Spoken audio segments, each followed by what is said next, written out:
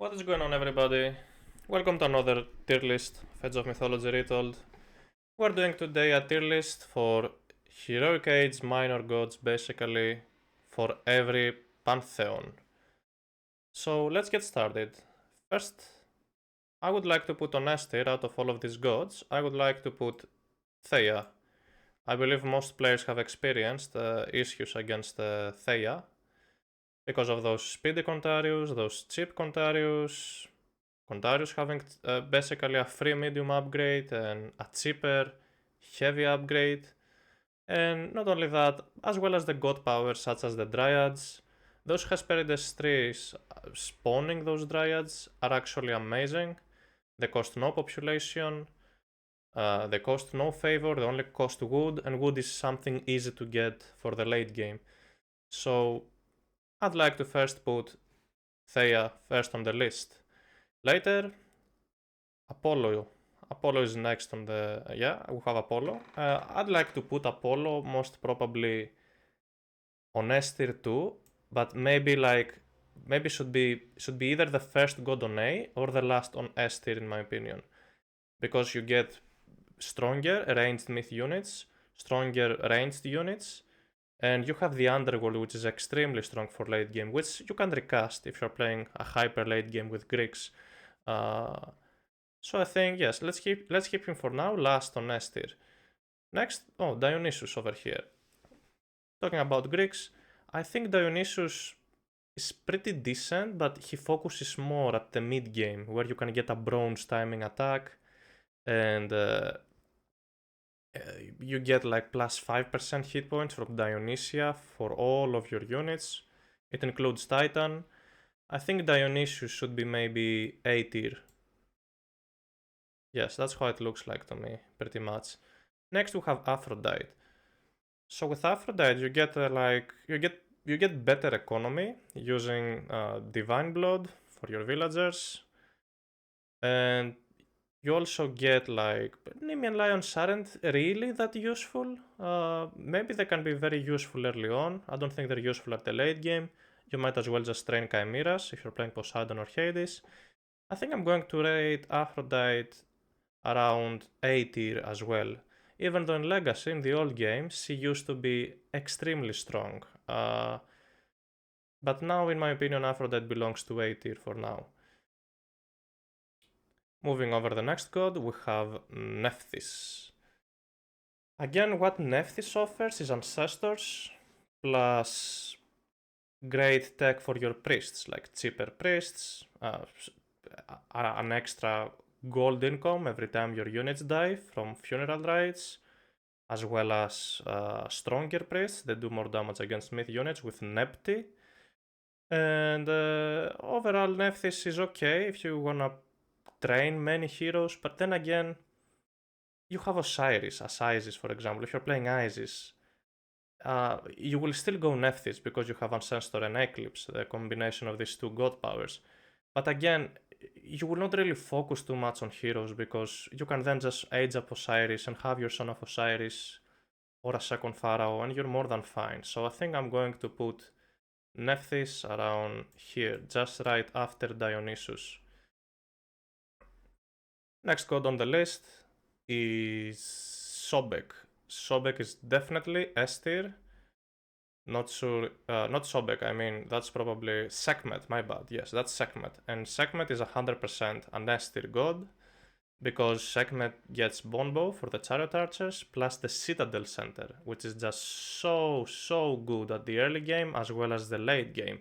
Trains villagers faster, researches, upgrades, and ages faster. Like you can age up faster to the Mythic Age when aging up to Sekhmet using your Citadel Center, pretty much. And you can, on top of that, recast your Citadel Center and get even more population for late game. And it might help. It might also help a tiny bit by training mercenaries from a Citadel Center. And it's a very defensive building. You can like fortify a forward town center by casting Citadel Center on it, and your opponent will have a harder time pushing you. Next on the list is Sobek from Egyptians. So what does Sobek offers? Okay, he offers a rock you can use for scouting. Okay, pretty well. He offers Locust, where you can cast and get some value mostly on farms or on goats, maybe on an army you can damage a little bit.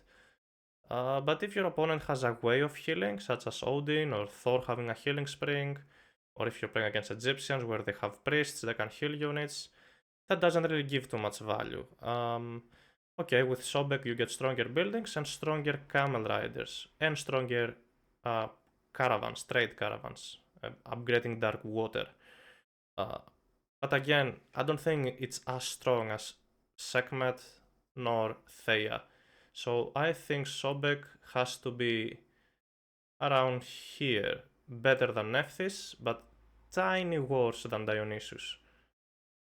Because also Dionysus gets upgrades for the cavalry, right? Like Thracian horses you can use for your prodromos that will counter the camel riders of Sobek pretty much. So I believe Sobek deserves to be right after Dionysus in the tier list. Moving on, I'd like to put Skadi on A tier. Skadi is surely better than Sobek and surely better than Nefis. So Nefis will have the priests to counter the frost giants. But then, as Skadi, you get access to Winter Harvest, having another 10% extra gather rating on all food sources, as well as farming. Farming should be 20%?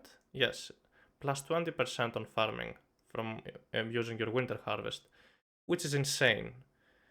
For the early game as well as the late game, once you have set up your farming, like 30 farms, you can spam out Berserks or Raiding Cavalry forever without issues at all having Winter Harvest. And Huntress Axe, yeah, it's useful for your throwing Axemen. They will never miss basically once you upgrade Huntress Axe. And you get basically max value from your throwing Axemen. But yeah, I believe Skadi deserves to be there. Skadi used to be an S tier god in Legacy, but I think I prefer the old Huntress Axe bonuses. If it had the old one where your throwing Axemen had plus 20% attack, I'd put it on S tier. But for now, I think Skadi has to be on A tier. Next god on the list. 5 gods are remaining. I think I'm going to put Hyperion on B tier. But here's why. If you're playing Chronos, Hyperion is strong. You get 2 satyrs by the age up. Pretty amazing for your mid game. I love that. But apart from Chaos, apart from a little bit better heroes, there's nothing else that Hyperion offers, and Chaos has been nerfed a lot.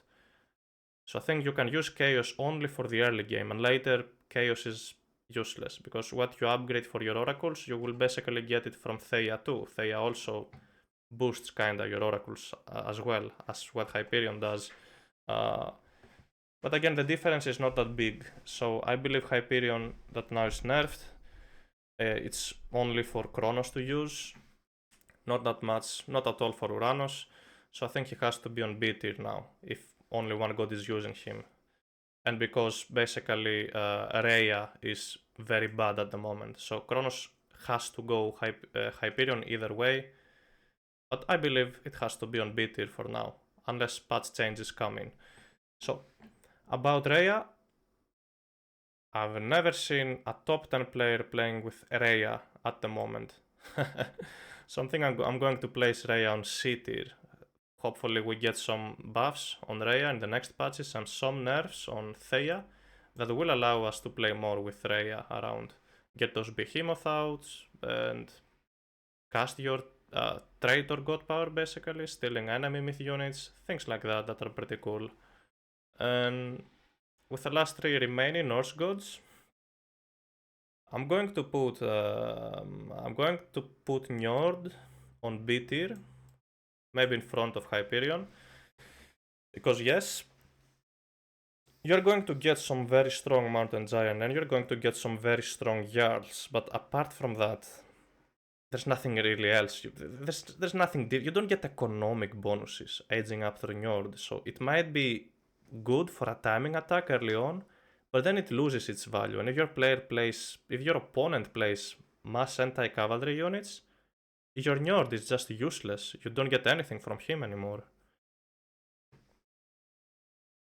And two gods left, Bragi, and I believe this god is called, it's called, yeah, I kinda forgot since he's new, the Aegir, yes. Aegir from Freyr, when playing Freyr. I think Aegir, in my opinion, is just right after Thea. Pretty good god, amazing for the late game, useful for the mid game, because you get Tempest, you can slow down an army and kill it, you can kill units, you can upgrade 9 waves for you to basically have way stronger heroes and counter a myth unit play. You get Feasts of Renown for your town centers and fortresses to generate food worth of 1 villager. So if you have 3 town centers and 7 fortresses, with the Asgardian Bastion included, that's around 10 villages for free, passive villages on food that cannot be raided. And I think it's pretty good for the late game. I think, and on top of that, you get the rock giants that are extremely strong early on and later on. So I think Aegir is an S tier Heroic Age minor god to play with. And at last we have Bragi. So Bragi is the god of favor and flaming weapons, in my opinion. If you wanna play with Bragi, it's because you wanna train berserks as Thor and Loki. Upgrade your Call of Valhalla for your berserks to generate favor every time they die. And then you can recast later a flaming weapons, because flaming weapons is pretty strong actually. Hopefully it doesn't get nerfed in the next patches. I like that Norse has their power spikes mostly at the heroic age. So I think they deserve to have a strong flaming weapons. And then again, if you play with Bragi, it's for flaming weapons, for berserks to generate favor, and anti-cavalry units like get Swine Array if you're training Herdmen, if you wanna counter cavalry, enemy cavalry. I think I'm going to put Bragi on A tier. Maybe better. Yeah, he should be better than Dionysius, because okay, a bronze fight will most likely, mixed with myth units, a bronze fight mixed with myth units, Greek myth units, will beat a flaming weapon army. And I think that's okay. But then again, you get the anti-cavalry units from Bragi that will beat the unique tech of Dionysius. So Dionysius will give you better cavalry, Bragi will give you better infantry, and infantry counters cavalry. So that's why I believe Bragi should be higher than Dionysius at the moment. And I believe that's it overall. That's how it looks like. And in my opinion, that was the tier list. And of course, if any new patches come anytime soon, I'll make sure to just make tier lists for them as well, according to the new patches. So thank you very much for watching. Let me know in the comments your opinion, and I'll see you in the next video.